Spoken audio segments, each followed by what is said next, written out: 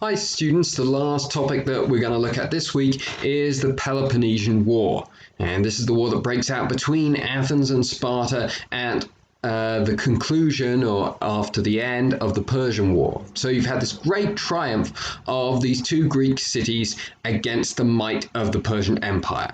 And Athens and Sparta, through their leadership in this conflict, have made themselves more powerful, significantly more powerful now than the other Greek cities, many of which either accepted Persian authority or were captured and sacked by the Persians. They now look to Athens and Sparta as the leaders of this region and of this civilization.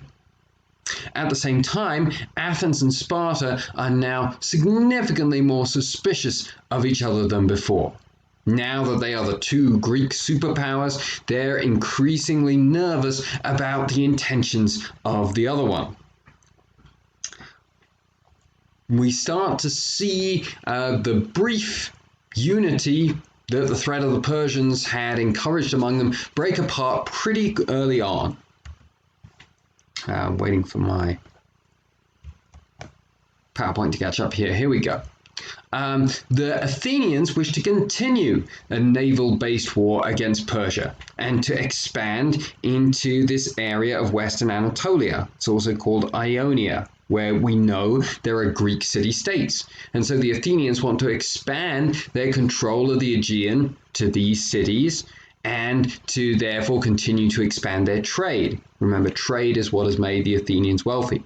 The Spartans do not want anything to do with this for a couple of reasons. Firstly, they don't have a navy, and secondly, because remember, the Spartans are always uneasy about sending their army away from home. They're always worried about a Helot revolt. And so the Spartans withdraw from continuing to fight against Persia in Anatolia, this area here. And so the Athenians organize a grouping of Greek city-states that are allied with them called the Delian League. And this begins in 478, so about only a couple of years after the end of the Persian Wars. And this Delian League is supposed to be kind of like an ancient Greek equivalent of NATO. The member states will pay the Athenians, either, who in this scenario represent the Americans, they will pay the Athenians either in ships or in money. And then if they are attacked by the Persians, here representing the Russians, the Athenian navy, this most important military power in the region of the Aegean Sea, will come and defend them. And initially, this is very successful, impressively successful. The Athenians drive the Persians out of the northern Aegean Sea, and they destroy hundreds and hundreds of Persian ships regularly in their battles against the Persians. So much so that the Persians no longer want to fight at sea against the Athenians. So the Athenians have gained control of the Aegean. They've driven the Persians out of the Aegean. This is an important follow-up to the Persian Wars. At the end of the Persian Wars, the Persians probably weren't going to come back for the Greeks for a while, but they might have done eventually. Now, the Athenians have gained control of the Aegean Sea, and so it's going to be much more difficult for the Persians ever to launch another assault against the Greeks. So the Delian League is initially successful, and this is an important legacy of the Persian Wars. Eventually, however, the Athenians start to become the evil empire that they had fought against.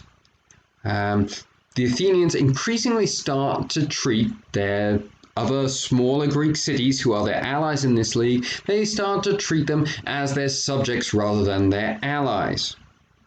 So these other Greek cities, these smaller Greek cities, start to find that their monetary contributions, the money that they're paying the Athenians to defend them, is actually going to pay for buildings, streets, other projects in the city of Athens. So that doesn't seem as though that money is being used the way that it was intended. One of the cities tries to resign from the league. They say, okay, the Persians aren't really a threat anymore. You're not using this money the way we want you to. We don't want to be part of your Delian League. And the Athenians take their navy and they capture and destroy the city. The Athenians also begin to exert more and more control over the trading practices of these different cities, and to insist that these cities trade with Athens or that they trade with other parties on terms that are favorable to the Athenians, so none of them can gain a competitive advantage over the Athenians. And so Athens is increasingly starting to behave like an empire. These cities have to give money to Athens. They're being protected, but they're also not particularly free. They're not free to leave this Delian League. And so this ideal of freedom that the Greeks had fought for against the Persians now is being called into question. This time, the relationship of the different Greek city-states with the Athenians. The Spartans, who you can see down here in pink, increasingly find themselves threatened by the growing wealth and power of Athens. And the Athenians the Spartans also start to want to expand their own influence. They're starting to expand into the mainland here. And so this is increasingly threatening to the Athenians. So both sides find each other increasingly threatening, and the Spartans develop their own league of alliances. As you can see in the map here, it's all the areas that are in pink. And in 432, the Peloponnesian League declares war on Athens, beginning the Peloponnesian War. We'll come back to that in a second. So this is the beginning of the Peloponnesian War, which is one of the longest and the most destructive wars in Greek history. It's not really talked about very much because everyone wants to focus on the Persian Wars because those are so dramatic, so memorable. But this is actually the longest and most destructive war in the history of ancient Greece. And increasingly, historians start to think about it along the lines of the model of an early world war. That you have these two major powers, and then you have their allies. And the allies will kind of shift in and out of the picture. You'll have theaters spanning different continents. You'll have conflicts that take place in Asia, conflicts that are taking place in Europe, some of them in Greece, some of them as far away as Italy. So it's increasingly portrayed as this early world war. Remember also, the Persians haven't totally gone away. They're waiting in the wings for a chance to reclaim their territories on Ionia, on the western coast of Anatolia here, that the Athenians have seized from them. The first phase of this war is called the Arcademian War, in which Athens and Sparta both pursue pretty conscious strategies. The Spartans decide that Athens is too well fortified for them to capture it. And they don't have a navy. So they decide, we're going to destroy Greek crops. We're going to take our very powerful army into Athens. We're going to destroy their food supplies. They're going to have to retreat into their city. Eventually, they're going to give up. But they're not trying to fight the Athenians. The Athenians decide, our army isn't powerful enough to fight against the Spartans, but our navy is really powerful.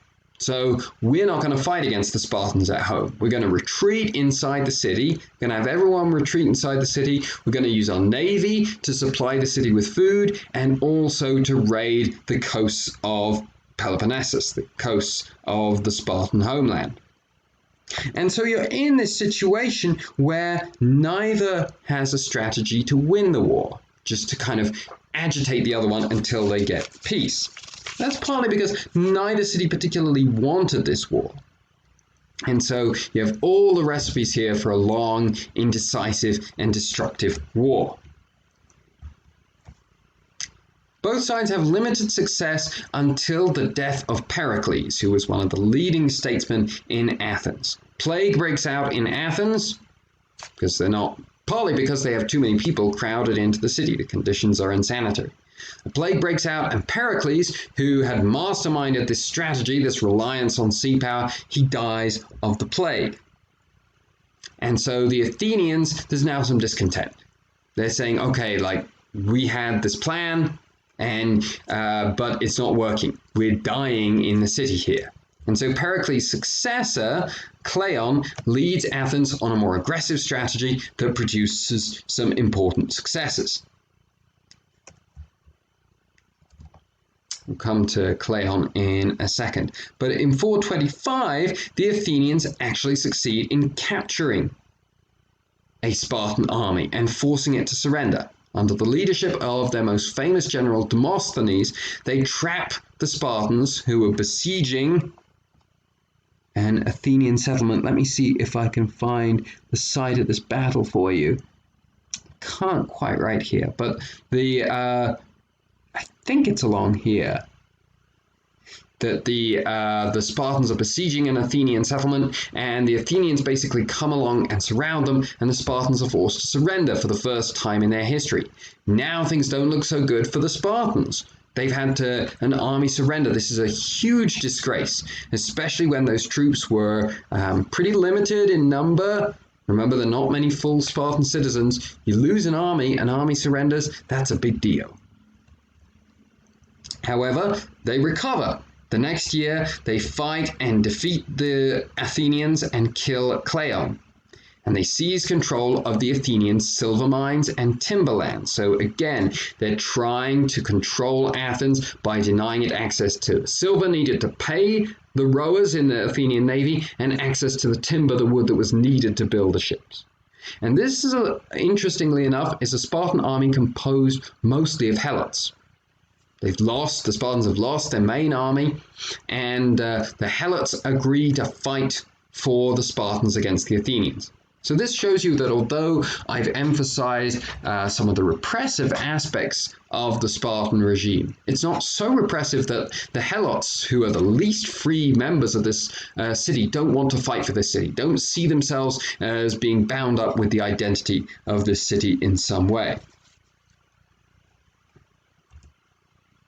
So in 421, by 421, both sides want peace. Both sides have had kind of a narrow escape with disaster, and so they agree peace on the status quo before the war. So this has been a total waste of time and loss of life. Both sides have fought against one another for 8 years, and in the end, they settle for basically the same situation that they had had before. Athenian farmers are tired of seeing their crops destroyed, the Spartans are running out of troops, and so a peace is agreed. Okay, I'm going to come back and make the last video for this week about the end of the Peloponnesian War.